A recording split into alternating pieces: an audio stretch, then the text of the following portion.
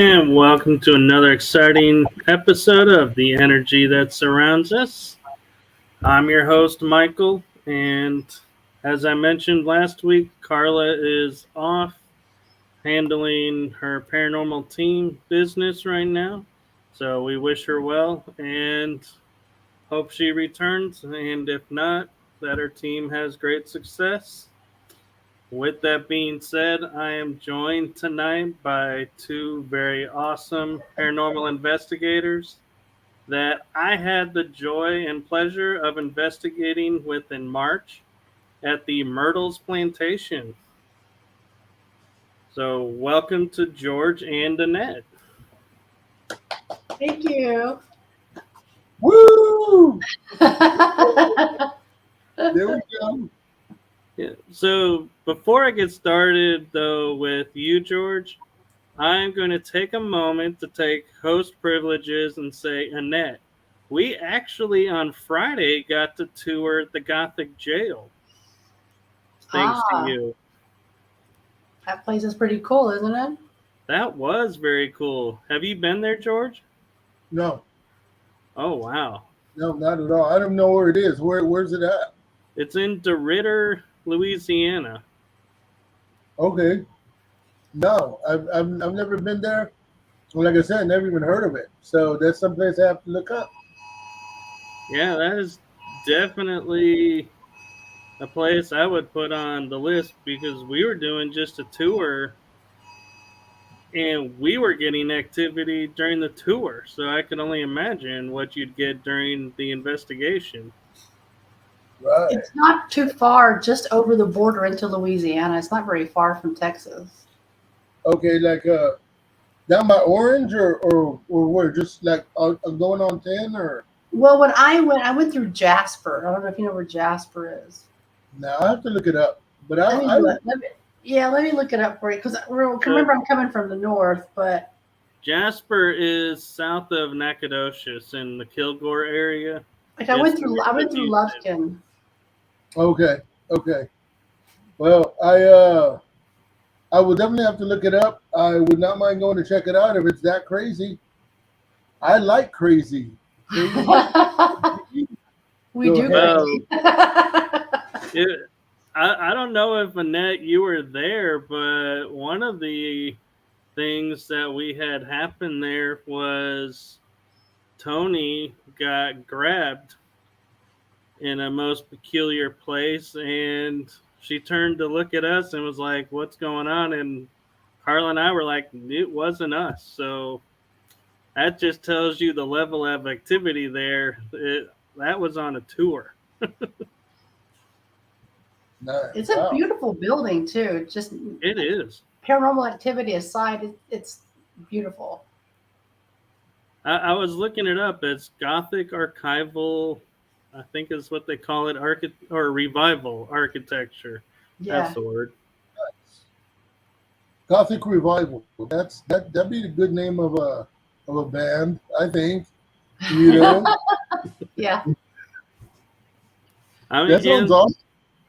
The unique thing about the jail, I mean, I haven't been to a lot of jails per se, but they had a spiral staircase in the center that led to the gallows. They were actually inside the jail. Yeah. That's crazy. Yeah. I would. I'd definitely like to go. I'm looking for places to go. I'm always down to go investigate something somewhere at some point in time. Always looking for it. Well, not to shamelessly plug somebody that's on our show, but I heard a rumor that somebody's going to be there on August 5th. Oh, I wonder who that is. If you want to go, there's still a few spots left. Yeah. And where would I find that at? That information at? On my group page. Yeah. Nice. Okay. And the spiral staircase that he's talking about, it's really cool looking.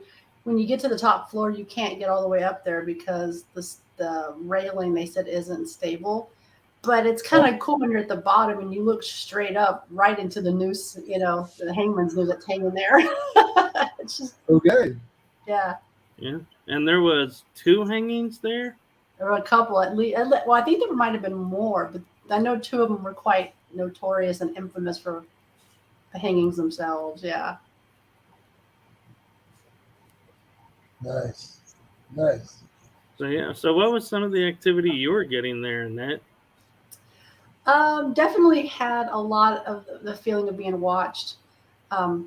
I can feel energies around me a lot, and definitely when we were upstairs on the 2nd floor, when we're going outside to see the roof and the architecture on the outside, Right. that right inside that doorway, I felt like there was something standing there as we were coming in and out. It was just one of those things that I couldn't quite put my finger on who it was or what it was, but it was there. Definitely unmistakable. Yeah. Definitely. And I think when I was in the women's section, that was just one area off of the spiral staircase. I think I was like hearing noises, like footsteps or somebody moving something, and it's like there's nothing to move in this building. It's like anything that's not bolted down has pretty much been removed. Yeah. So that definitely makes you sit there and have to go, what just happened? Yeah, So- there was one place where we thought we saw a figure or a shadow like around the corner. I don't remember if it was the women's section, but I know a couple of us saw something. We just weren't sure what it was. So do the doors and stuff still work? Like the are all the doors just individually, like they individually lock? And some places have that crank and all the doors open or all the doors closed. Is it something like that, or how old is the jail, if you don't mind me asking? It was built in the 1912 time frame, and I believe, if memory serves right, I don't think any of the doors are cranked. I think they're just individual door that leads to another door that leads to the area. Right. Yeah, they didn't have really like individual cells as much as just cell blocks. Okay. Yeah, you had bunk beds, so there was no private cells. Not that we saw, at least.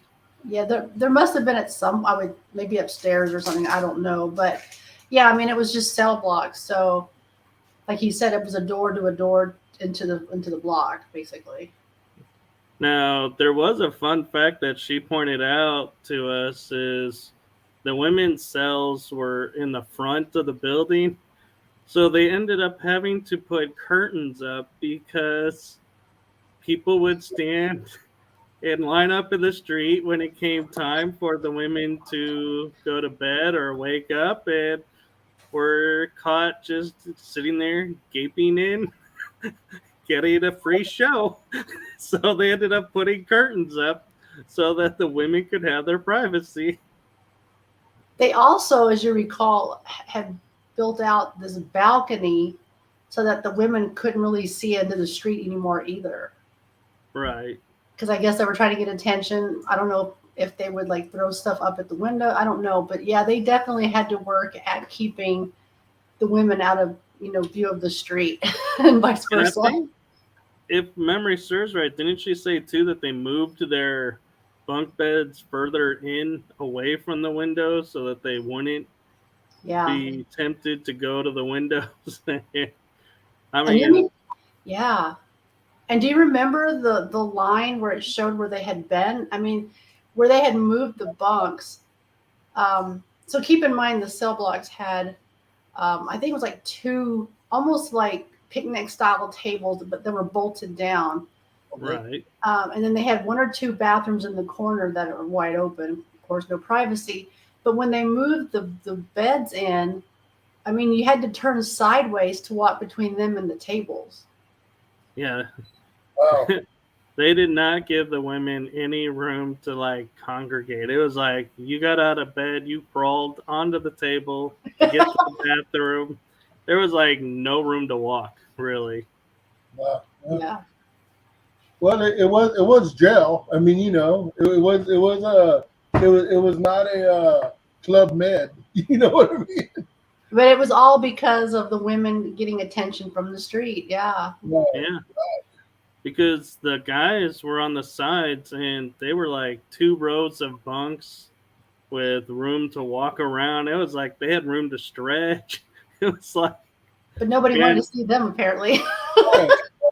well, and the interesting thing was every section had their own private bathroom. It's like the guys' cells on the left had their own private bathroom in the corner. You had a shower and the necessity of the toilet.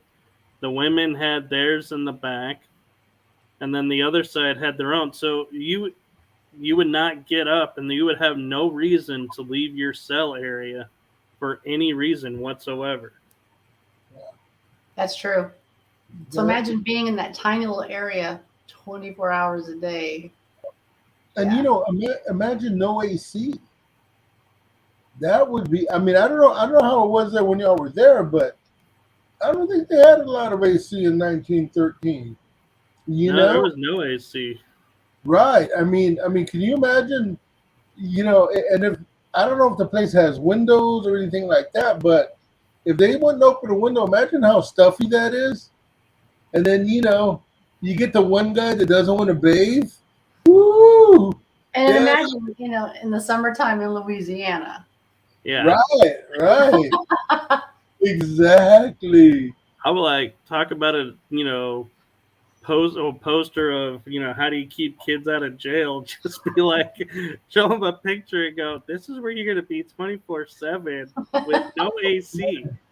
And I venture to say a lot of criminals would probably have been like, no thanks, I think I'm gonna go straight now. Yeah. Right. And hopefully, I'm going to say this. I'm going to go and say this. Hopefully, nobody passes gas. That's all. Because it would be stagnant and it would be there a while. That's Actually, all. I could do you one worse, George. Imagine if somebody ate something that didn't agree with them. Ooh. They got the bubble guts? Summer. In the summertime. Oh. No, thank you. Man. I imagine there was a lot of stuff being eaten that didn't agree with anybody, man, because I'm sure the food wasn't, three Michelin stars or whatever, Probably not even a half Michelin star. Right. Man. I would like to go there. I really would. I'll go check it out. Yeah, it's worth checking out. It's the Gothic Jail, they call it. We only have access till 2 a.m. though, so we'll have to get hotel rooms or Airbnb or something. That I'm working on that part, but we only have it till 2 a.m. I'm still looking forward to maybe going to visit that other place. I think I told you about it. That was it Rocky Mountain State Penitentiary? I think it was Brushy Mountain. Brushy Mountain. Yes, that place is a trip I've seen on TV. Right, and you know what? For some reason, that place is just like, come to me. Investigate. I'll tell you this, George. If you go when the weather is good, I'd probably go with you. Nice. Okay, I have to check that out. Another one is Moundsville in West Virginia. Right. I'm not sure I've heard of that one. Haven't done that one yet. It's supposed to be pretty good. Well, I imagine any prison, whether it's state or federal, has got stuff that happens there. Yeah. I mean, I've known, without giving too much away, like I've known people that work here in prisons here in Texas, and they've told me all kinds of just ugly, nasty stories. And I imagine that stuff just stays around, It just hangs around in it. Can you imagine it's just floating inside those walls? Well, that's crazy. If you know of anyone who's really an angry, bitter, toxic person, you walk away feeling like crap, right? So imagine, like you said, it's there all the time, permeating. That's got to be really heavy to work in all the time, much less live in it as an inmate. I was sitting there thinking, as an inmate, if you go in there for like a petty crime and you're in the same area as people who have committed, more higher degree crimes, you're going to be sitting there pulling that in, and you are not going to be leaving there with okay, I did my time, I'm good to go now. It's going to be like, you're going to be a totally different person, and probably not for the better. Right. Yeah. I was told a story about this guy who was supposedly the meanest man in Texas. I mean, this guy, when it was time for them to, he was on death row. When it was time for them to lethal injection or electric chair, whatever they did, he would kill somebody, so he would have another case that he would have to go to, and he continued to do that until they told him he needs to be by himself at all times until it's done. And like he would, they told them, no, like I said, this is all secondhand. That when they brought him off the truck, they asked him, "You want to do this easy? You want to do this hard?" And he's like, "I got to do it hard, boss." So he said, all the way into the cell, got him in. So it's like, I mean, we can do this easy, we can do it hard. It's like, got to do it hard, boss. Wow. They're throwing down. Apparently, there must have been about 5-on-1, and whew, that's all I'm saying. Dang. Those are the days you'd like to play a mind trick on them and be like, "Oh, you want the hard way? Okay, we'll just handcuff you here and walk you in." Right. And be like, "Why is this the hard way? Because it's really hard for you not to attack us right now, isn't it?" It was easy for you to attack us the other way, so we got smart. Well, I mean, like I said, I've heard stories. I'm not saying anything other than that, but I think any jail would just hold that energy. And especially they used to make them out of what's that limestone? Adobe. A lot of or adobe lime, but that limestone they would have limestone walls. Yeah. And that stuff supposedly holds that energy. That's what I've read. A bunch of places that it holds a lot of stuff in it. So yeah. Yeah, even brick. Yeah. Another good jail is the one in Cold Spring that we did. What was it, a couple months ago? That's another one. I'm going to set that up again too. That's in Cold Spring. It's like the Houston area. Houston, okay. Now, why is everything got to be so far? I know, man. Everything's just so far. But that one, I took some motion sensors, and we heard one of them upstairs, only it wasn't upstairs, it was downstairs. Really? So we weren't quite sure how the sound was mimicked upstairs. Okay, wow. That's pretty cool. Yeah, it was creepy because we looked at each other like, wait, that can't be, because it was downstairs, whatever. That's a good. That one is the place. It has the school, the post office, train depot, and the jail. So it's got we had access to all, but only the jail's air conditioned. So we need to make sure we do it in the fall or spring because the other buildings are not. Okay. Does it have electricity? They do. Well, then you could make the jail the sleeping area. Yeah. So that's another good jail if you're interested in jails. I'll be doing that eventually. I just haven't put it on the calendar yet. Cool. Yeah, that'll be fun. So, going back to the March investigation, the next place we all met up at was the Great Cemetery, where we actually had some activity. That was a beautiful cemetery. Oh my gosh. It was very beautiful, and it was very calm, very peaceful. And I've said it before on our show, this is one of the only. This is the only cemetery. I stood there and I looked around and I thought, I think I'd like to be buried here. You know, it was such a Yeah. nice, calm feeling. You got what's this, the Spanish moss hanging from the tree. It was beautiful, beautiful. You know, I mean, I was like, yeah, maybe I'd like to be buried here when I die. Who knows? You know, Big too. It was bigger than I thought when we first got there. Yeah, because it went and back. it was interesting how they used the ravine to be the border, and they would place the stones only so far from the ravine.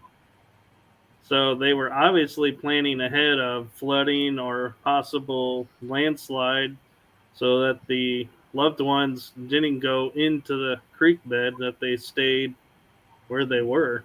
That would be Yeah, phenomenal. that would be not cool.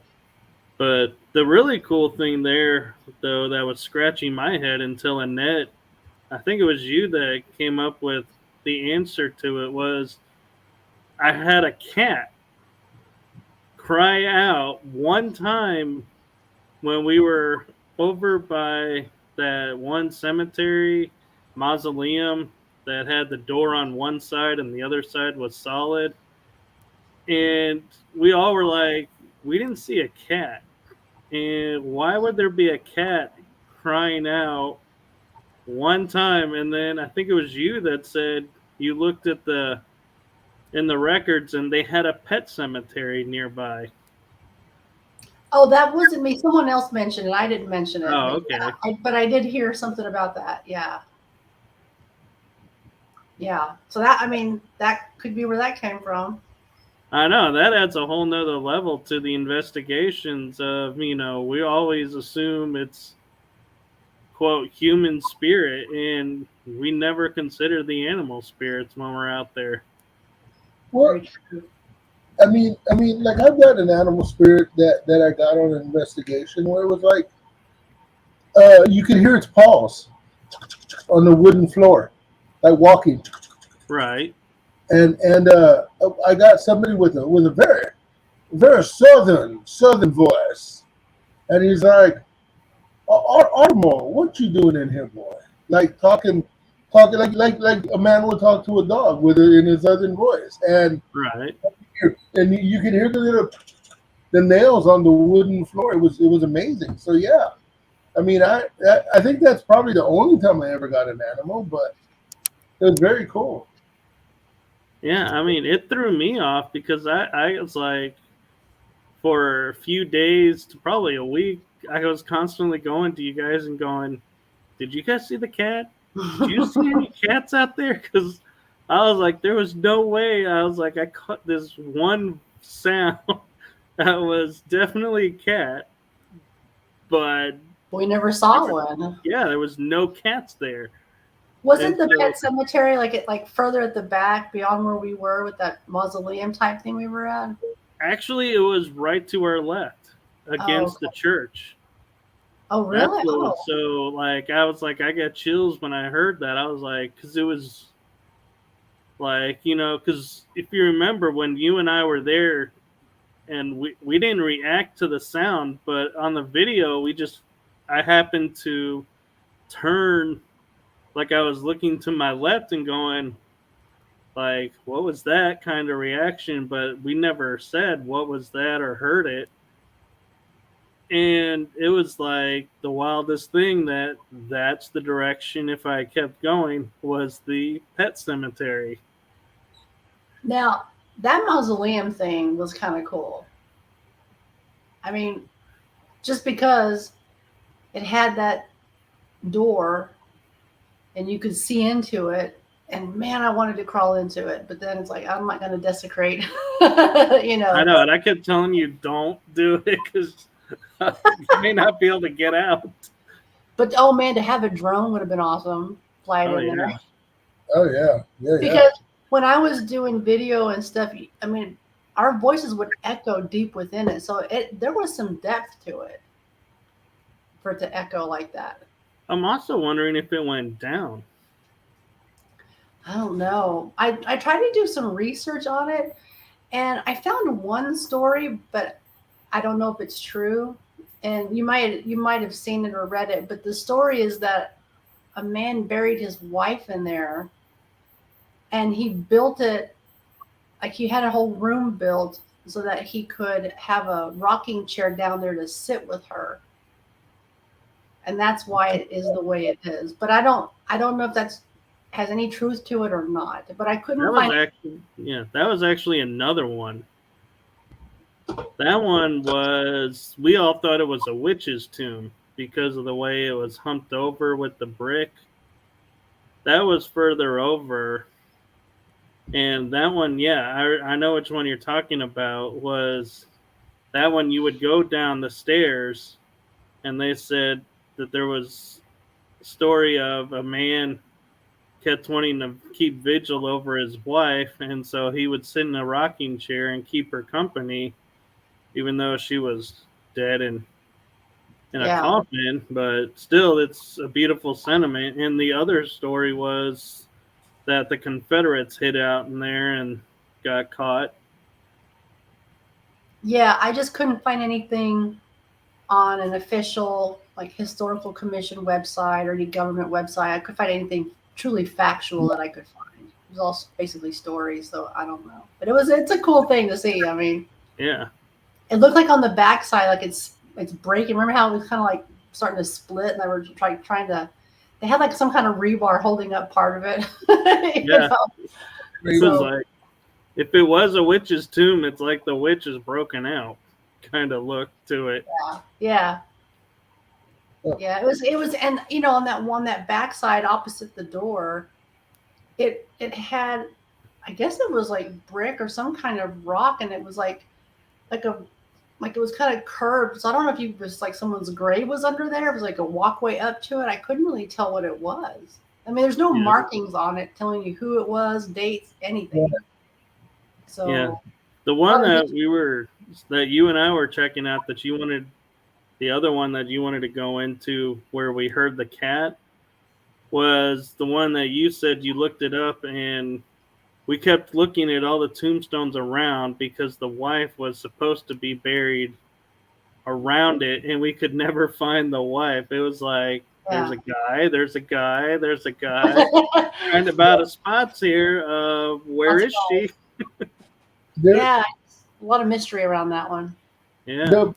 The one headstone that I remember, I remember this because it was just a military. He was a military man. He was a soldier, but on the headstone from the soldier was Civil War looking. Like the rifle was a musket. He had his I guess they call it a haversack or some sort of satchel, and then he had his and it's all like I said, Civil War era.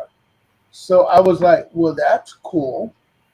I mean, I also think there was a random squirrel or two carved on it for some odd reason. But there is some very cool stuff in that cemetery. Did y'all get any EVPs out there? Other than the cat, I didn't really catch much. I didn't run any audio while I was out there. No, I got a couple of EVPs. I was sitting at the front of the church, and I got a couple, but I didn't even remember what they said. And then I went over to the right of the church. Maddie and her cousins were there, and I walked over there, and we were doing an EVP session, and I got something there. I just don't remember. Like I said, there was so much stuff. I got so much stuff at that place that I don't remember everything that I got. Yeah. Well, they're in the Myrtles. Yeah. Maddie's one last thing though. At the Myrtles. Yeah. One last thing though about the Gray Cemetery that caught my interest too. I didn't even think about it. Kept seeing the name Barlow. Oh yeah. Clyde's family was over there, and they were like, "Oh, it's the Barrows. That's it." Oh, Barrows.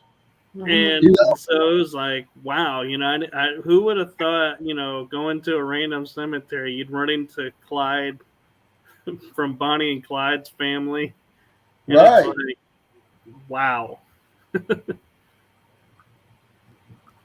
Yeah, it was I was looking for that to see if I had that picture of that headstone, and I do. I don't know if y'all could see it, but you can see the rifle. I don't know. I don't know if y'all could see it. You can see the rifle. That's cool. That's Oh, really that cool. is cool.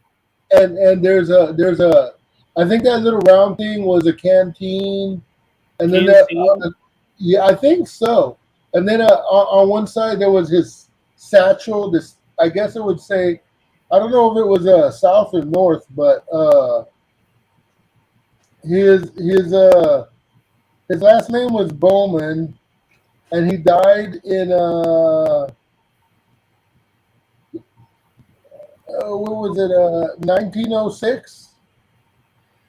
So he didn't die during the war, but he died way after it.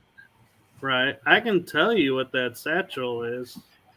That's where they kept the powder little cartridges and the rounds. Oh. Because if you ever seen any, like, quote, documentary, I mean, I don't know how realistic, but the photos you would see that were taken during the age, you would see them reaching in there, and they'd have the paper that they would tear. And then pour it in. And the ball was in there too, and so it was like that's where they kept their ammunition, and you would see them lift it up when they were crossing the creek. So it was like, yeah, they had to keep it dry. Yeah, I remember. I remember the little bags. I mean, the little round things, and they would tear the top and pour it. So it's pre-measured. They put the cotton, boom, slam it down. Then they put the ball in. Yeah, man, I remember. Yeah, that's where they kept all that stuff. I think is that haversack or whatever it's called. Yeah. But yeah, man, that place was cool. I enjoyed that place. That was. And now to the coup de grace, the Myrtles Plantation. I was impressed with the changes from the last time I had been there. It looked really nice. I think it had been probably 5 or 6 years since my last visit, so it had been a while.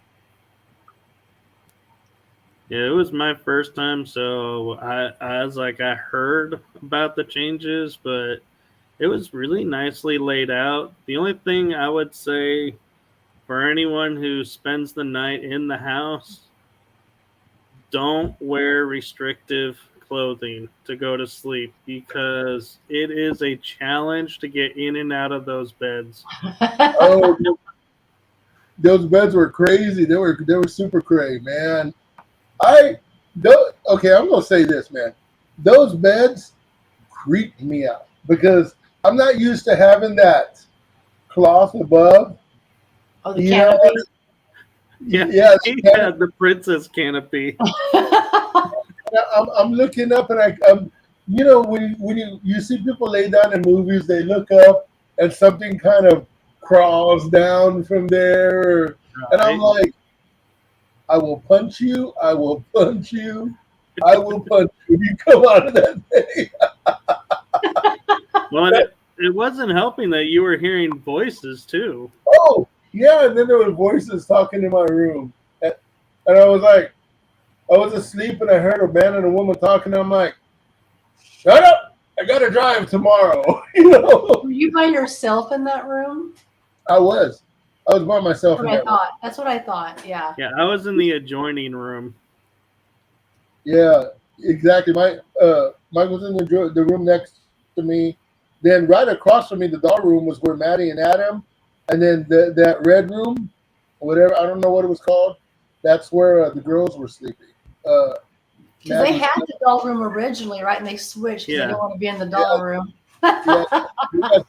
Well, the story of the closet is, I think, why they really switched, because It was Death Walkers, I think, Nick Ross news show where he was there, and the lady goes, "Yeah, this is the closet where the spirit of a child or a man is found, and sometimes comes out," and it's like, oh man, that would just creep us out. But the one thing that got me though was while we were all in the red room, I'm not sure if you were in there at this time, Annette, but George and I were sitting by the door while they were doing flashlight experiment, Yeah. and it was like a door from outside open and closed.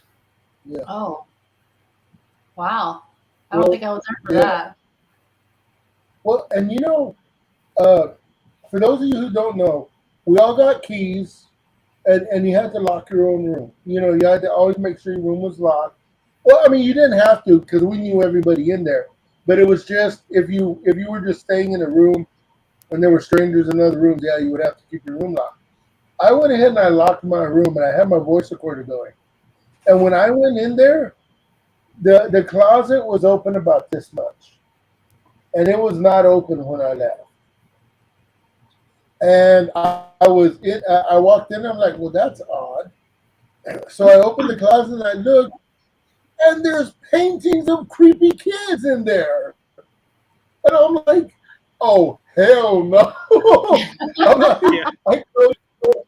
Damn, I closed it and I moved the chair over and I put my pillows on it, and I'm like, I put my backpack and I'm like, y'all gonna have to get out of that room to get at me, man. It was so nice having the entire house just for us. That's the best Yes. way to do it. It really is. It was, and at the same time, it was a little frustrating because you had the key to one side, we had the key to the other side, so we were constantly looking for each other where we had to go into either side. It was I'm surprised they don't have that door in the middle open. I don't understand why that you can't get through. Yeah. But it was that way before too. It's always been that way. The last 2 times that was that way. So there's something to that. But I maybe wish they used to take tours upstairs and they blocked it off so nobody would sneak into a room. maybe, but it's just when you have the whole house like we did, it'd be nice to not have to go all the way downstairs and into the other door to go back up. Right. Not to mention just for anyone who doesn't want to be by themselves, really, because like you were. Yeah, we were downstairs that one by ourselves. Yeah. And what's funny is when you look at the layout, you weren't even on the part of the house we were attached to.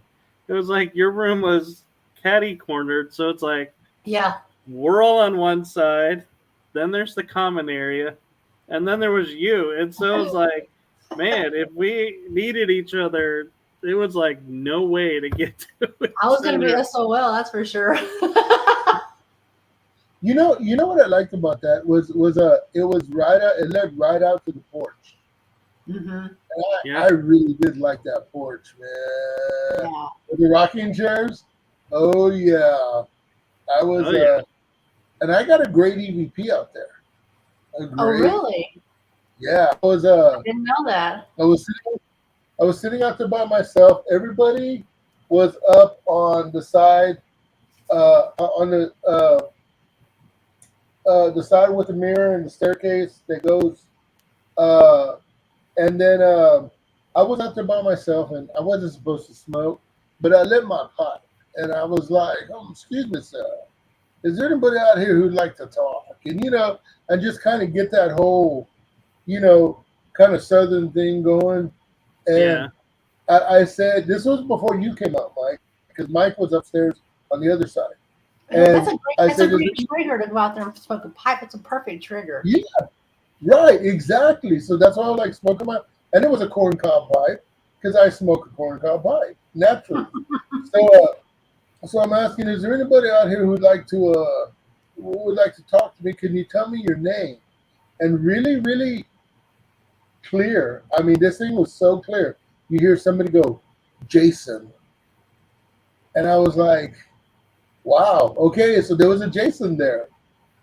Don't know who he was, but I got a Jason. I wonder Uh, who Jason is, huh? yeah, I don't know, but I mean, apparently Jason and me are on first name basis now. I mean, that's not even like a traditionally Southern type of name, antebellum Right. type of name. I So, know. It's like Right. that seems more like maybe a soldier that went by, maybe.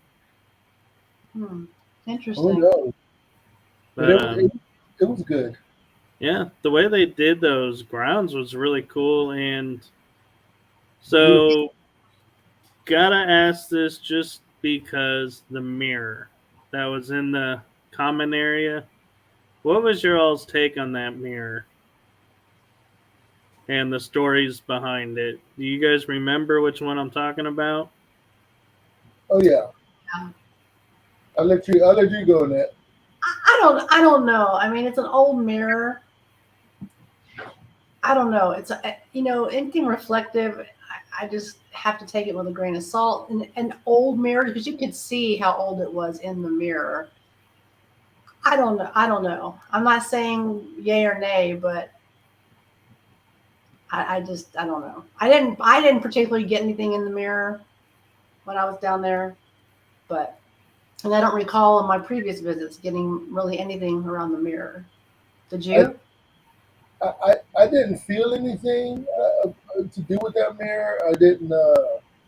And there was a doll in front of the mirror. Didn't feel anything with that doll either.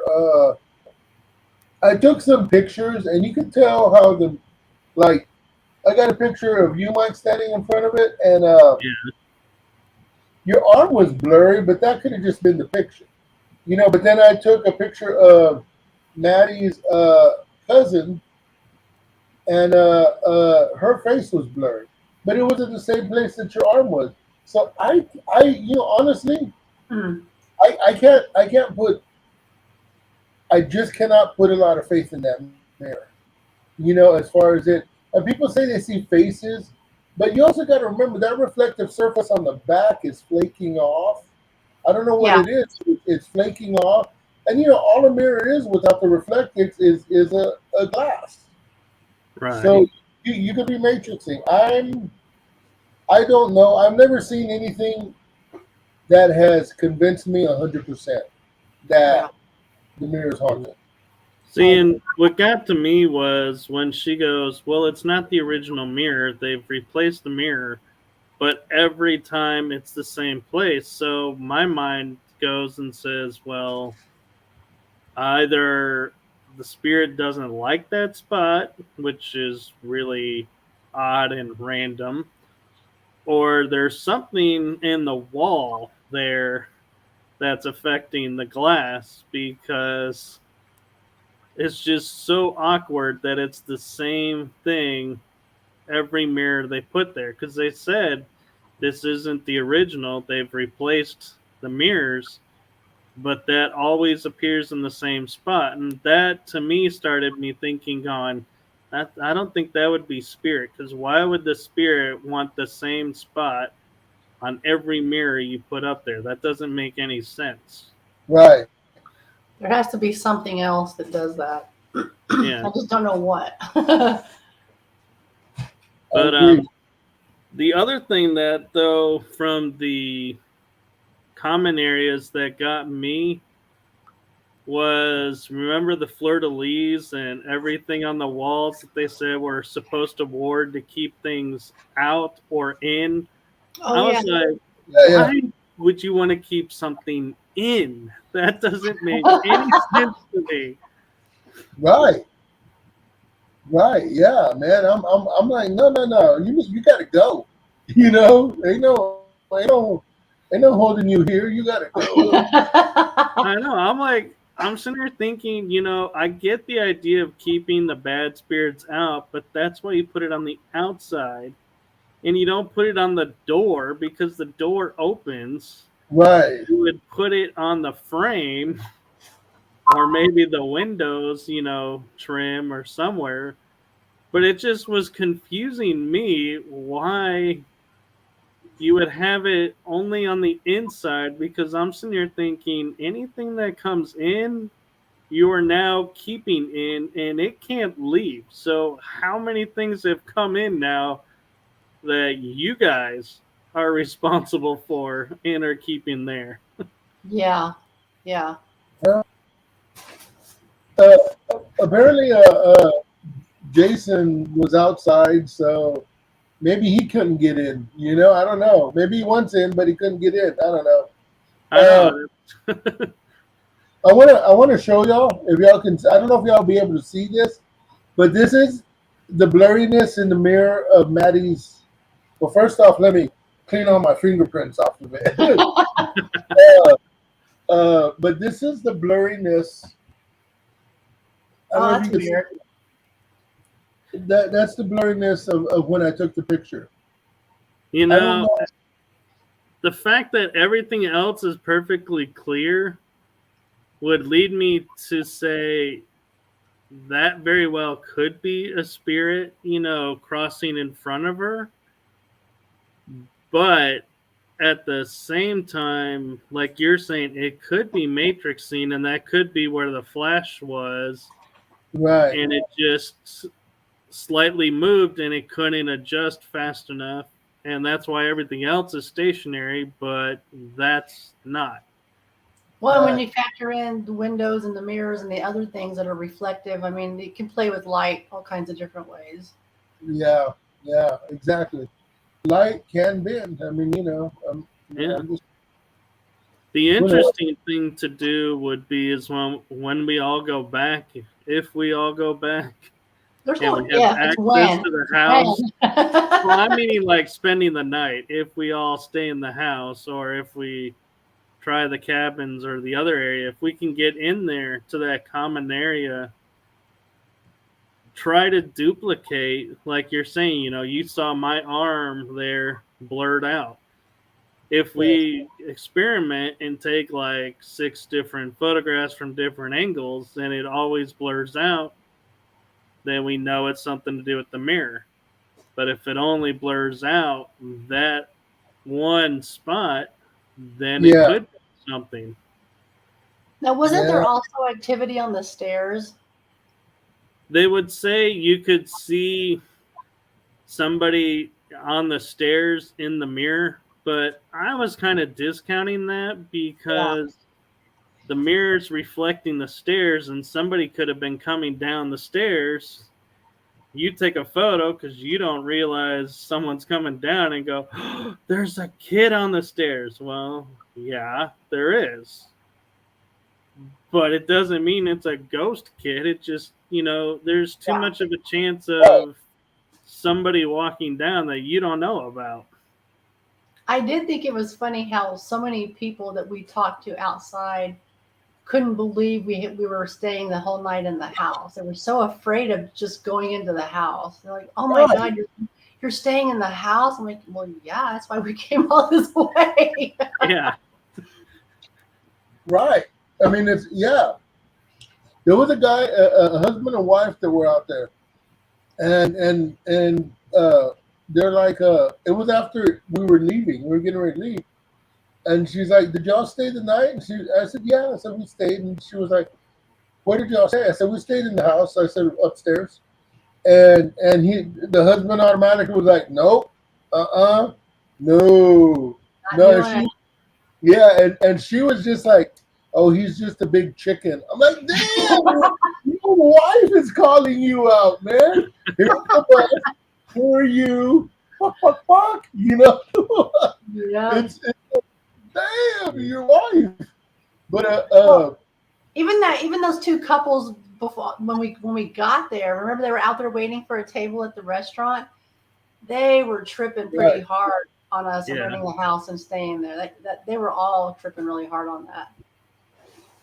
It's That like, and what can I say? We're just badass, yeah, and it was kind of cracking me up while we're going through, doing the tour of the house. How some of the people were like, she would say, "Oh, oh, they think, they saw somebody here." everybody like shoot away from that spot. So they turned and I was like taking a picture of it. I was like, why did you get out of the photo? That's funny. But yeah, it was like, it kind of cracks me up how some people are like, oh, I don't want to be in the ghost spot. It's like, That's what funny. makes you think that's the spot today? I think next time we go, in addition to renting the house, we should get the caretaker's cottage. That'd be awesome. That Yeah. would be. The last Yeah. time I was in there, it had bunk beds, so you could sleep more than one person in there. But I don't know if it still is set up the same way. But I think we should do that one too next time. Well, That or maybe some of the cabins that are around that nice pond that they have. Well, you know, the first time I went, it was called the Cocoa House. I guess it's still back there, but it's back beyond there. And we had some crazy stuff in that house. And I don't remember the history on it right off. But yeah, I mean, any of that property has potential. oh yeah. I believe that 100%. And I will say this for the plantation, that gazebo in the middle of the pond just tripped me out because I was like, this is just it's like I'm in a gazebo, but I'm in the middle of the water. Yeah, we were just hearing all kinds of animals, and it's like, Yeah. is that a frog? What is that? It's like, it was so Right. pitch black, you could not make out anything in there. And then we all turned and there's a duck house. And we're all like, look at the little cottage. Yeah. It was such a great trip. It really was. Yeah. It was amazing. I will say this about the house. If whoever goes, if you do stay in the house, just know the house is beautiful, but she is an old lady and she is showing her. She like the floor is uneven. I mean, like wavy, but as far as the stay there, it's phenomenal. That house is amazing to me.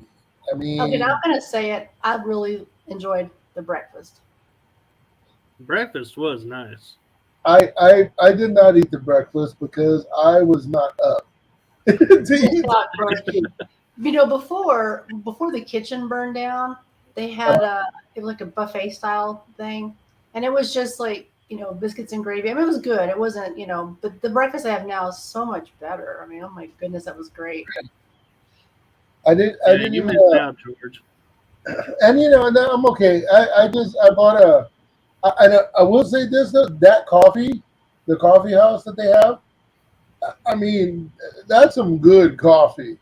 I mean, I really enjoyed that coffee, and it's funny to say that like it's coffee, but it's not. It was just, I don't know if it was the coffee because it was coffee at the Myrtles Plantation, or if it was just that phenomenal. And then they had the little sweets and stuff like that, and it was like, oh man, this place is awesome.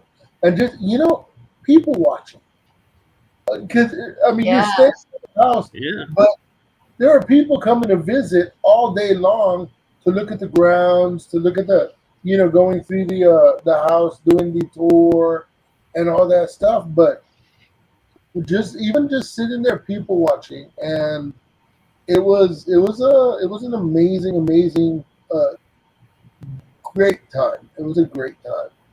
And George, you bring that up, and there were, like you said, so many people, but yet the people I talked to, every single one of them was afraid to stay the night there. They were just there driving through. Yes, they were afraid. Yeah. So, Paula, we're talking about the Myrtles Plantation in Louisiana, St. Francisville, I believe. Yeah. But like you, George, I feel like I gotta do a public service announcement for someone spending the night. If you are tall, do not rent the winter's room. The bathroom, the commode and sink are okay, but the bathtub, there is no way you can use that bathtub unless you are like 3 feet or less. I'm like, I'm sorry. I mean, everything else was great, but that shower has a pitched roof right on top of it. And so I'm like, unless you like sitting down and taking a bath / shower, then that's not the room for you. I'll I tell you couldn't what. do it. At I 5'11", I couldn't do it. Yeah, I remember when I showed it to George, and George was like, "What?" I was thinking. All of a sudden, what came to my mind were those little orange people from the what was it? Willy Wonka and the Chocolate Factory. Yeah, You the know, Oompa Loompas. Oompa Loompas. That's what came to mind. Like, there's an Oompa Loompa bathroom right here, man. And George said the funniest thing to me because he got going. I said, "George, look at this," and he looks. He's like, he kind of gasped, and he looks at me with a straight face and goes, "I'll let you use my shower in the morning if you want." Yeah. I was like, "Thanks."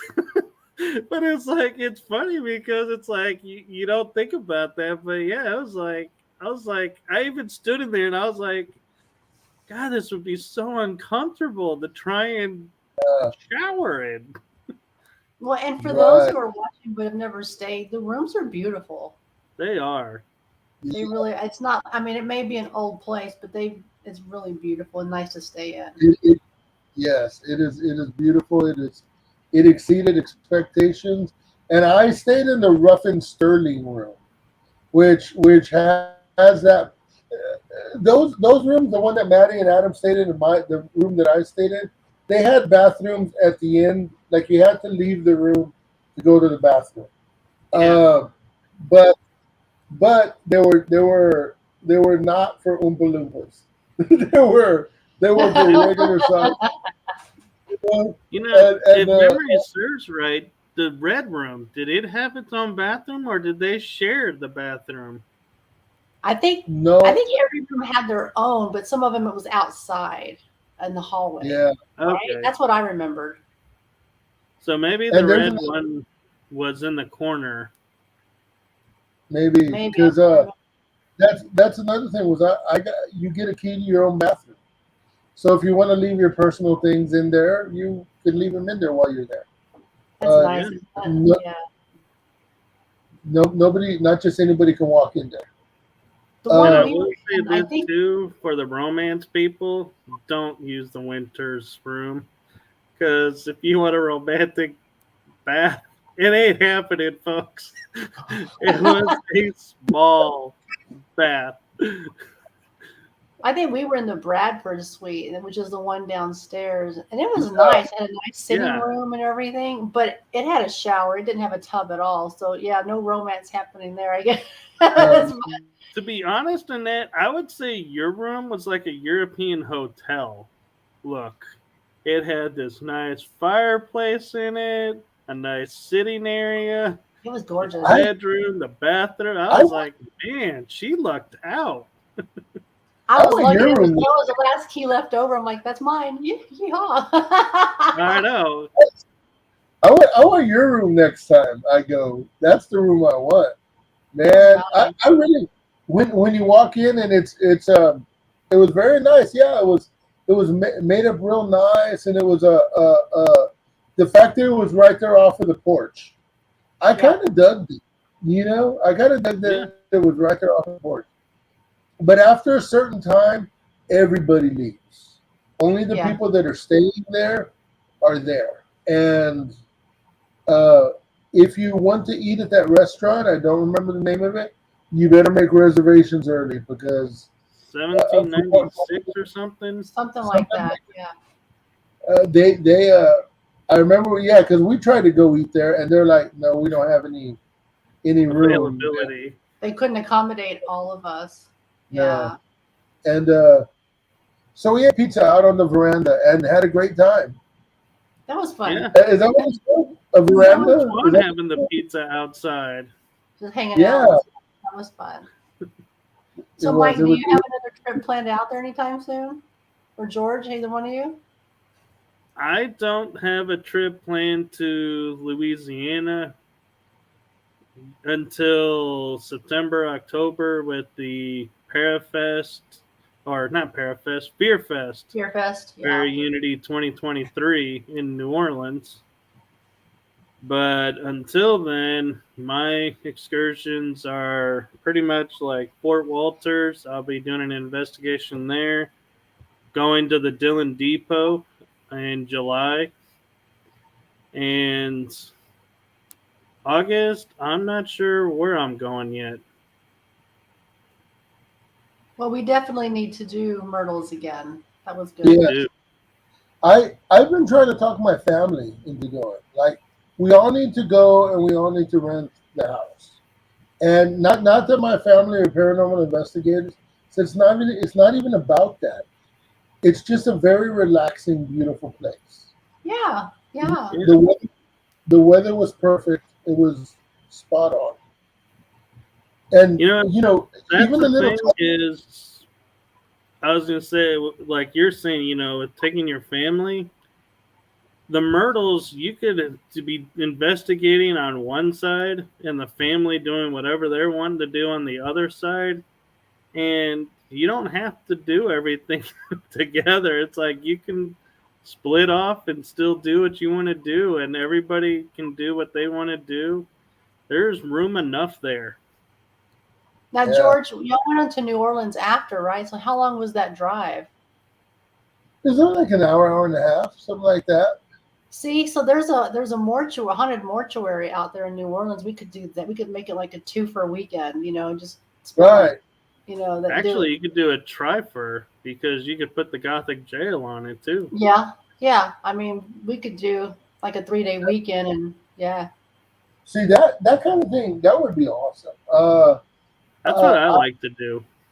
Because when we went to, and I'm gonna tell you this, like, we wanted to of course get beignets at Cafe Dumont Yeah. and that kind of thing, but no, it didn't happen because the line was around the block, around, it was just Insane. like, yeah, it was insane. And like, we were in the French Quarter, and I don't know if y'all have been in the French Quarter before. Oh yeah. I wasn't real familiar with it, but there was nothing really about it for me. Like, I was driving, and forgive me for saying, I was like, oh, look, there are the balconies where the booby girls are, where they throw them the bees. And I'm like, yay, okay, I saw the balconies, yay. But around it, the area surrounding it was beautiful. Yeah. Like, So let me just warn you about the French Quarter, though. On my last visit there, which has been a few years, we're walking the quarter, and then there's some like magic line, invisible line where you cross over, and that's where all the sex clubs are. And the women come out in their lingerie trying to get people, to come in. And so we're like, oh, okay, we're out of our element. So we turn back around. Well, my dad had gone just before we went, and he was bringing up that whole part of the quarter, and I'm like, yeah. And he's like, and did you see the gay sex clubs? And I'm like, Dad, how far did you walk? because we turned right back around, like we weren't trying to see all that.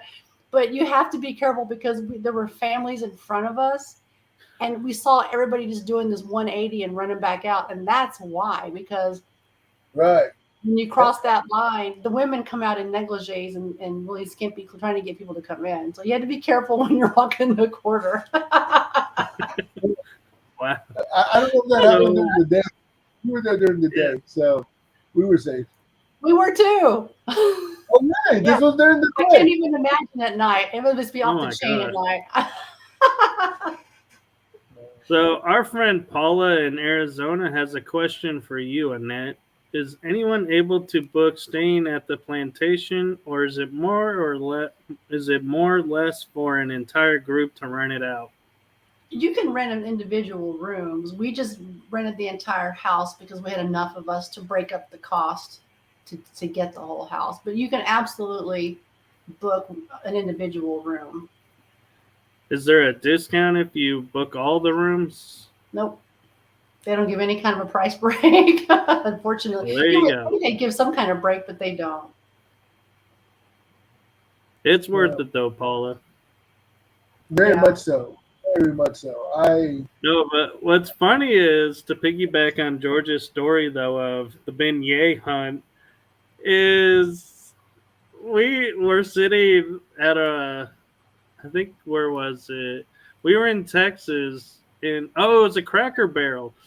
And we see the text in the chat group, no beignets. On the menu was a picture of beignets, so I took a photo of the menu photo of beignets and go, we got beignets. That's funny. That's funny. Oh gosh. And I just outed myself because I was like, I took so much care to crop the photo so it looked like they were really on our table. I was like, we got some. And it was like, yeah, it was a photo off the menu. But I tell you this, I mean, you of course you hear about Cafe Du Monde. I know. I mean, it's in the movies. Whoever saw Chef with Jon Favreau, Cafe Du Monde is there, and they talk about it, and everybody says they're amazing, and of course you want to try them, but I'm not standing in a line that long for little puffy things with powdered sugar on them, They're good, but it's not all worth standing in line for all. Yeah, Really? they're better homemade.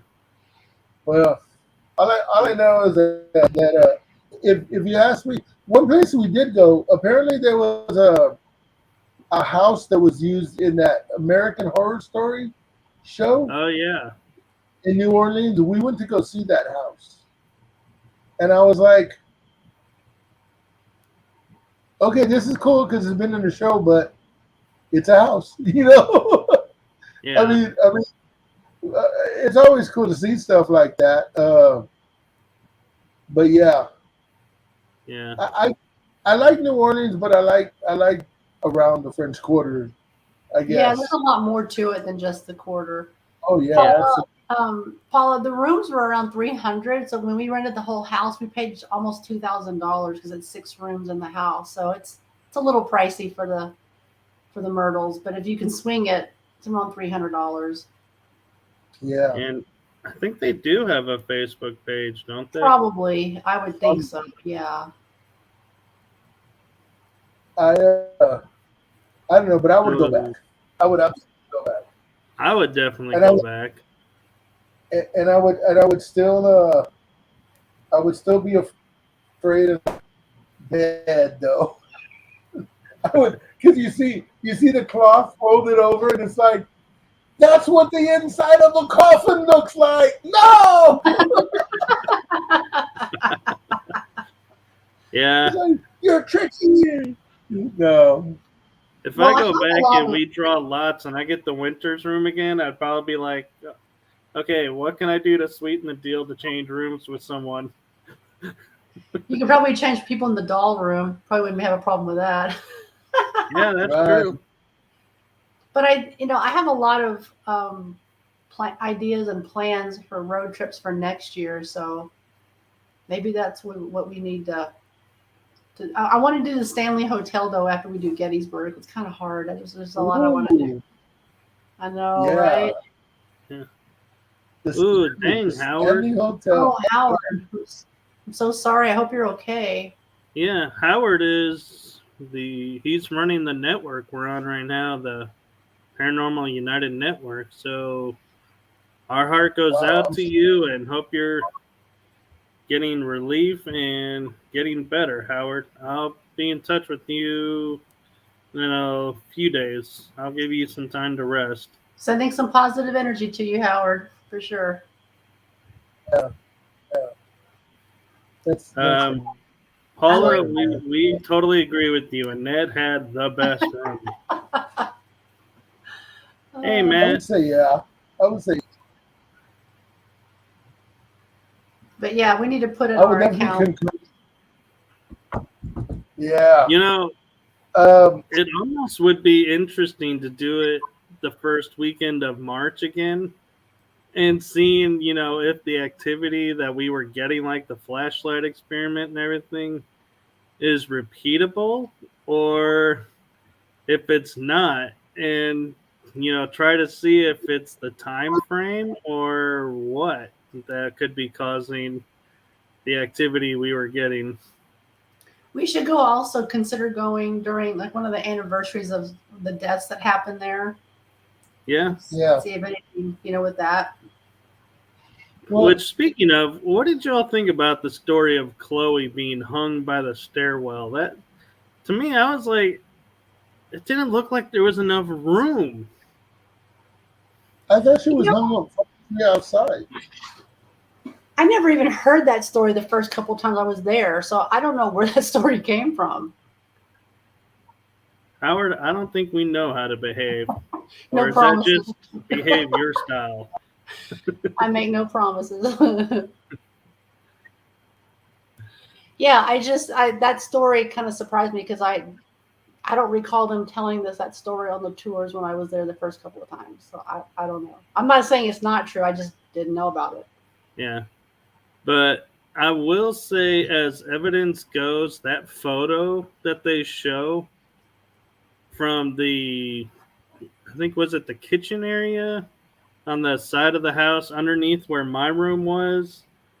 That photo's legit. There was like the fact that they thought they had one ghost, then zoom in and find like 2 or 3 more. I'm like, that's really cool. And that's legit to me because it's like, they just seem so genuinely surprised that there was more spirits there than they thought. Well, and do you remember out near the caretaker's cottage when we were walking around outside, we were getting random EMF in the strangest places. Yeah. We weren't even next to anything, so we couldn't quite figure out where it was coming from. Okay, have a good night, Paula, and thank you for rewatching it because, we talked about the Gothic Jail, Gray Cemetery, and Myrtles. Yeah. This was a lot that weekend. It was well worth it, though. Yeah. I agree. I'm surprised, George, you guys hadn't been there. I thought you guys had been there. Maddie and I had talked about this for years. From when I very first met Maddie. I'm talking like 5 years. We've been talking about going. And let's just go. And it never happened. Well, let's just go. Let's just go. And it's like, it just would never, ever happen. And finally, thanks to Annette, thank you, Annette, you made Maddie and my dream come true. I mean, it was an amazing, amazing time. And it was I would do it again in a heartbeat. Absolutely, 100%. So now that you've been, what's your next bucket list location? Ooh, man. Ooh. Right? I mean, you must have another one now. The one I was telling you, that Brushy Mountain, I would love to go there. At that place, I don't know why. I don't know what it is about that place. I'm like, I mean, I've always wanted to go do the suicide forest in Japan. Yeah. At the base of Mount Fuji. But I just don't want to come across any dead bodies. You know what I mean? I'm like, no. I do not need to see any dead bodies. Yeah, I mean, it does make you wonder, what is it about that? And when we go to Romania, to the Hoya Haunted Forest, there's some similarities in the forest. Not the suicides, but just the weird energy and things that happen within. I'm just kind of curious. I wouldn't mind going to the suicide forest also. Right. I gotta say though, Annette, I am super jealous that you are getting to go to that spot because that is just on my radar, and I'm always like, why? Why is that the Hoya Forest in Romania? Why is that square like that?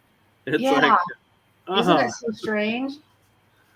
Well, and originally the itinerary I had didn't include it. And then the group and I were talking about it. And so I reached out to the local suppliers and they were able to make it happen. So I'm forever grateful to them. So what we're talking about, George, is there's a forest in Romania that is thick as get out. And in the center of it, is it the center? I think it's like the center. Yeah. There is a perfect square that no tree can grow in. But there's thick forest all around it. I want to say I've heard of it, but I'm not. I don't want to lie and be like, yeah, I heard of it. But I want to say I've heard of something like that. And some websites call it the Bermuda Triangle of Europe because people have disappeared in there. Really? Uh-huh. And y'all are going there. We signed up for it. Me. We're going on a tour, so only bring us back out. For you, Annette. If you don't come back and you disappear there, who's going to run ghost and getaways? That's going to be a problem. I figured we go in as a group, we come out as a group. Hey, I went to the Bermuda Triangle, nothing happened there, so maybe I'm okay. I've actually sailed through that, so yeah. All I know, like I said, I mean, I'm fine with the Brushy Mountain, and then who knows from there. There's places that I would like to go, but I'm going to say I enjoy doing a lot of the private investigation stuff. You know, I still like doing the private investigations, and honestly, I'm not really investigating as much as I used to. So I may be kind of coming to that point in my life where I'm like, I don't know if you retire as a paranormal investigator, but you definitely slow down, and I think I'm at that point. Well, I don't know. I mean, I guess anybody could retire from it, right? I mean, I don't know. For me, when I do the bigger trips, it's more about the destinations, but the investigations, I'm all about the places there. But yeah, I don't know if I'll ever get to that point.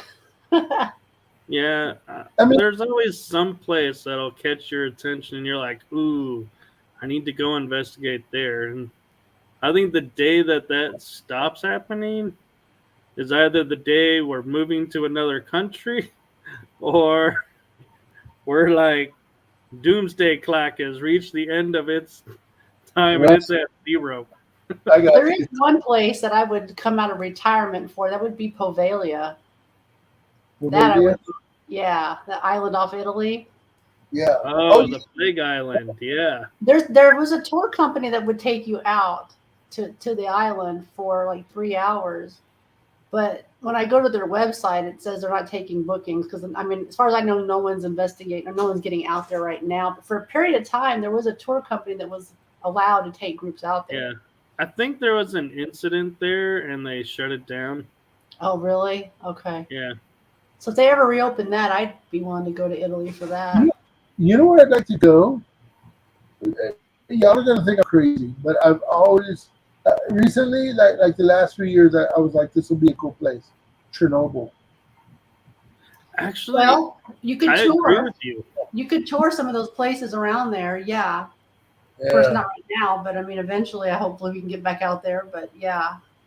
Right. Yeah. Not now, but yeah. Well, I would do it now on the grounds of, I mean, I'm sure you all remember the stories growing up through school going, there's so much radiation, nothing will grow there for thousands of years. Oh, no, but there's a bunch of stuff growing. Yeah, nature is taking it over. It's like, it's flourishing with life. And it's normal life. So I'm like, maybe, the story is not so that it's 1,000 years, that it's okay now. I mean, the pictures and video I've seen from TV shows, it's really quite haunting when you see just everything like that. Yeah. Did you ever see that one show with Josh Gates where they went to Chernobyl? And through the glass, they saw somebody with the FLIR camera. They saw somebody sitting at a table, and when they came around, there was nobody there. Oh wow! And people don't realize that 200, like I think it's like 200,000 people died because of that place. Maybe not instantly, but through cancer, through other things, they died because of the radiation that happened from Chernobyl. But then you see deer running through there, and you see Mother Nature taking it back. And I remember that episode, George and like Josh was in all this radiation gear, and the deer jumps by, and he's like, and he has this look on his face like, why am I wearing all of this? I think I'd still If want to the wear deer is it. okay. Yeah. I think I'll still wear it. I'll pay for that extra. Yeah. You know why I'd wear it? Just to keep the boys safe. You know, just to keep the guys downstairs safe. You know, yeah. Seriously, I think I'd just pay extra for the gear. Plus, it'd be better for photos anyway, right? It'd look more dramatic. Right. Yeah, so people definitely know where you are. But I hope they have like supersize. One place that I would say equal to Chernobyl, George, that people have forgotten about, 3 Mile Island. Oh yeah. True. Yeah. 3 Mile Island. I remember that. Yeah. That's crazy stuff. So that's a lot closer to home too. Yeah. Yeah. But I mean, I'm not saying, Chernobyl, I don't mean distance wise. I just mean it's like, man, that was like right off of our shore. And it was like, man, that really put a scare into the U.S. Oh, yeah. Yeah. What about I mean, I'm always going to have an interest in the paranormal. Absolutely. Always going to have an interest. If somebody needed help with a case, I'd do it. I just don't know about I don't know. I mean, I'd always love to investigate someplace, especially someplace cool. But I wonder if that brushy mountain in Tennessee, I wonder how close it is, like to Old South Pittsburgh or some of those other places out there. We could do a long weekend out there, and that would be cool. I mean, that's how I normally set up our longer ones. I usually do 2 places, and we rent them both for the whole weekend. We break up into halves, and then we swap on Saturday night, so everybody gets a chance at both places. And you don't have as many people. That's how we've done it before. Maybe we can do something so you can go to that penitentiary. That'd be awesome. If we could, yeah, I'd be down. Yeah. Be like, sign me up. But then we got to figure out about Gettysburg and Stanley Hotel next year. I don't know. There's so many things. And Sharpsburg. If you're doing Gettysburg, you should throw Sharpsburg in there. True. Yeah. I mean, there's just so many places. Yeah. Yeah, so many places, so many times. Yeah, I was surprised. I was like, I've heard of Sharpsburg, but then I was like, I'd go through and I'm like, I never heard of a battle in Sharpsburg. And I'm looking through all the papers, all my books, and there's no Civil War battle Sharpsburg. And then somebody put on there, well, Antietam, and it was Sharpsburg Hospital. And I was like, oh, Antietam, that I know. Oh, huh. Well, if you're going to Sharpsburg, maybe Lynchburg, Tennessee, we could get some Jack Daniels, or what is it? Go to Kentucky, get some bourbon, right? I mean, whatever. Yeah. I mean, Jack did die, so, it's quite possible, his winery or distillery is haunted. You never know. There's a lot of places out there. But I bet, George, we looked at a map together, we could find something else for a long weekend out there. Actually, That'd be cool. I found at a gas station the best map you could ever find. It's a laminated map of the U.S. And you can sit there and draw road map trips out on it and sit there and be like, okay, so this is off of this highway, this connects to here, so I could do this in 2 days, or 3 days and do perfect road trips, and then you just Well, wipe it off and make the next one. Yeah, I, we could figure it out. I'd be down. Just I'm also. I think I said like I'd be down for Gettysburg and that one that y'all had been talking about. That one's going to be in April. Yeah, in April of next year. Yeah. How fast does Well, of that course. book out? I'm sorry. What was that? Go ahead, George. No, I just said I'm sorry. Of course, April of next year. Duh. I know I you're was a asking. traveler. Yeah, I was asking how fast does that one book out to, like, do we need to start making reservations now? Yeah, actually, I left a message with the hotel today because he was going to give us a group rate, and but I need to figure out. I wrote down in my notebook somewhere how many rooms because I'm trying to max it out at a certain number because we're planning on investigating the Jenny Wade house and the orphanage, and so I don't want to have more people than we can fit in because those places are small. Right. So I need to calculate how many rooms I need total because everybody had commented on the post, or a lot of people did. But that's all I need to do is, and then he said we could start booking, and then whatever rooms we didn't need, I could release those like 30 days before or something, our actual arrival date. But I think we're going to fill up all the rooms that we allocate. Yeah, I don't see you having available rooms come investigation time. Yeah, because we decided on, the Jenny Wade house, like I said, and the orphanage, and then also what's the name of that bridge that's supposed to be haunted out there. So we figured if we did like a Thursday, Friday, Saturday, all three of those places, the bridges are free to go out there. So it's just paying for the other places, but they're pricey and they're small, so we can't fit a lot of people into them. Right. So that's where it's kind of complicated because I'm trying to keep it affordable for everybody, but don't want to have Right. I think one place is only like, what is it, 500 square feet? It's not very big. Yeah, because they're Wow, old. yeah, that's tiny. Yeah, in the old days, they didn't pay for extras. They paid by the square foot, so you didn't waste rooms. You built just what you needed. Yeah. But, So I just noticed we're at an hour and a half mark. Oh, wow. And so before I cut everybody loose, I want to give a chance, I'll start with George. Where can people find you, and what are you up to online, like, to promote? I do no promoting. I let Maddie do all that because I am terrible about being on Facebook or any place else. Um, we do, of course, Maddie and I do our Maggie Talking Smack. If you want to find her or I, you could go to that Facebook page, and that's all that we really have. We thought about trying other things, but really, it's just the Maggie Talking Smack Facebook pages where they can find us and watch our shows and do whatever, that kind of thing. And they're funny. I They are.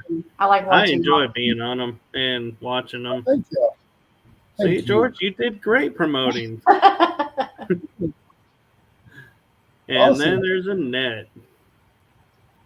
So Yeah, where can everyone find you? You can find me at Ghosts and Getaways. That's my web address. That's my Facebook. That's my TikTok. That's all of it. You can find me at Ghosts and Getaways.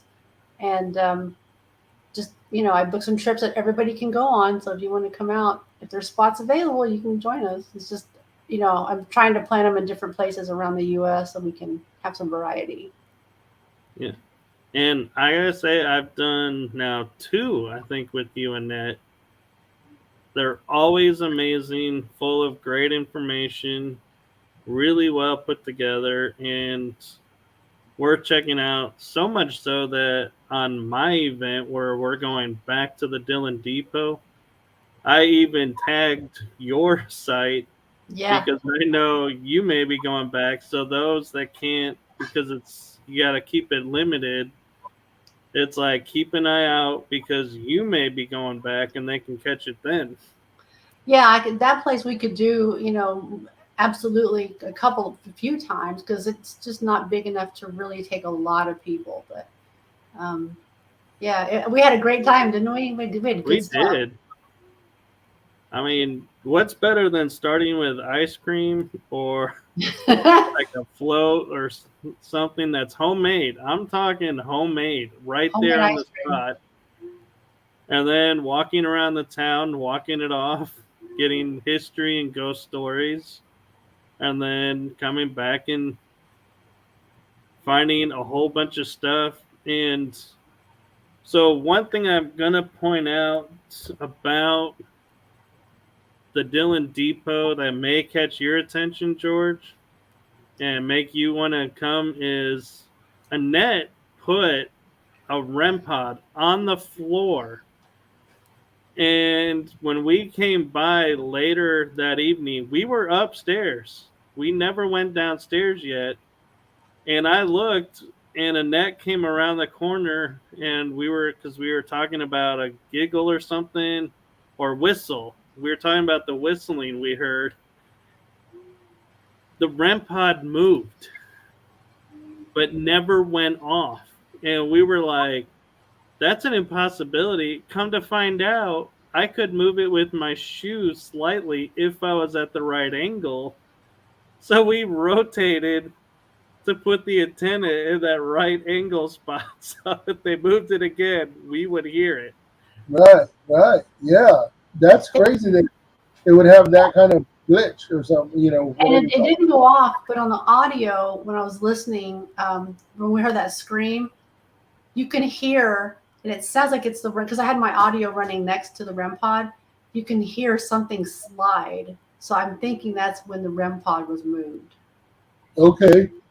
Yeah. Now the second night, Jennifer put a camera up and we did the same thing. And we thought it had moved, but I had put some stuff around it to kind of border it so if it moved, I could tell. Yeah. And it didn't feel like one of them had moved, so it had shifted in one direction. But I'm hoping when Jennifer looks at her video footage that she'll see whatever happened. But it was in the apartment. And just for kicks, I'm going to tell y'all that the embalming room downstairs is now the clean room where they make the ice cream, just so you know. Yum. It gives it that special with a little cider formaldehyde. And a fun fact that I took a photo of it and I pointed out to Annette is they have like a whole bunch of Dr. Pepper cans and he's got a Dr. Pepper truck. They actually had blue Dr. Pepper cans. Oh, yeah. I forgot. I was like, I had never seen a blue Dr. Pepper can. I hadn't either. Even when we investigated the Dr. Pepper Museum, I never saw any blue ones in their place. I don't know. Crazy. It sounds like time. Yeah. I mean, it's in your situation, George, traveling up from where you guys are, there actually is probably like 2-3 minutes away, if they could book it, is the Liberty Hotel. So because I would be ending the investigation at 2 a.m., you could then go to the Liberty Hotel, which is supposed to be haunted on the third level. You'll hear about it on the Ghost Walk tour. It's nice inside. We stayed there double. You could investigate the depot and then go investigate the hotel. Remember, Tracy said the Liberty was going to go on auction. Well, yeah, but I don't think it was before. I think it was around August that it was going. Oh, was it August? Okay. Yeah, if you can stay up there, I mean, if you can do that, because the Liberty, I stayed in there like 6-7 months ago, and it's beautiful in there. They really did it. The guy that redid it years ago really did a good job on it. But they have stories all over the building. I know it's going to be open because Carla's team is going to be investigating there the end of September, first weekend of October. If it goes on auction in August, I don't know. Well, that's just it. I'm like, they've booked, and so I would think they're obligated to, if they haven't told her, to, be like, hey, you got to honor, you took our money and booked it. You might want to mention it to her because I didn't know about it going up for auction until Tracy said something. Yeah. Well, Tracy will know when it goes on auction. Yeah, we can talk to her about it in July. She'll probably have a more updated. So, George, the thing with Tracy is she's trying to bring life back into the city of Cleburne. Okay. And she's doing it by bringing her ghost walk up and going to buildings and sharing the history of the buildings to help bring people in so that they go and shop is the intention, and bring, people in, and whether they're paranormal investigators or not, it's still a fun place to get some really cool history. Right. That's cool. I mean, Yeah. history is awesome. I mean, I don't like when they asked me if I wanted to go on the tour. I actually opted out just because there I didn't want to know. But there are other places, yeah, you want to know about the history and whatnot that goes on. So And the yeah, Cleburne tour is really good. And she's better than most of the others. I've gone tours on all the cities I visit, but hers is better than most. that's awesome. I have to go check it out. Yeah, and one of the things that's funny is you would think doing the ghost walk, everything, is scripted, so everything flows and everything. She runs a ghost app, and her partner, is it Jacob? Runs an app. And so they're constantly going and telling each other, oh, the spirits are saying this or that. And she'll tell you what app they're running so you can run it too. And if you get stuff, she's like, oh, well, now we have this. And she does it really well and tries to include everyone. That's cool. That's cool. Absolutely. Yeah. So I know it's late, so I appreciate you guys coming on. And I'm going to say shameless plug because I've been on your show a couple of times and looking forward to coming back. You can always catch George and Maddie at Mad G Talking Smack. Definitely go watch them. And keep an eye out on Ghosts and Getaways because Annette puts on phenomenal ghost adventures. So if you're new or, wanting to get into it some more or find new places, check her out because she's going all over. She's worldwide. It's fun what to do. Yep. So some of my trips I'm just scouting out, but yeah, come find me. Everyone's welcome. Yeah, so thank you again for coming on and helping to share about our trifecta weekend adventure. I know I originally said we were going to do Myrtles, but I felt like we couldn't do justice to Myrtles without mentioning the other places we went. Right. So thank you all. And next week, come back for another exciting episode when Parapost's creator, Brian John Laverty, will be on. That'll be a fun episode.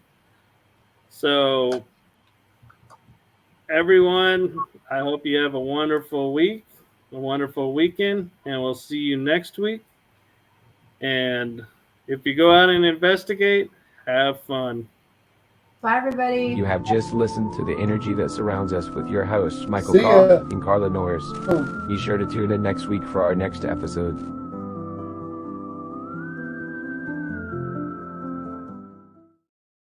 I love your intro and your closing. That's so cool.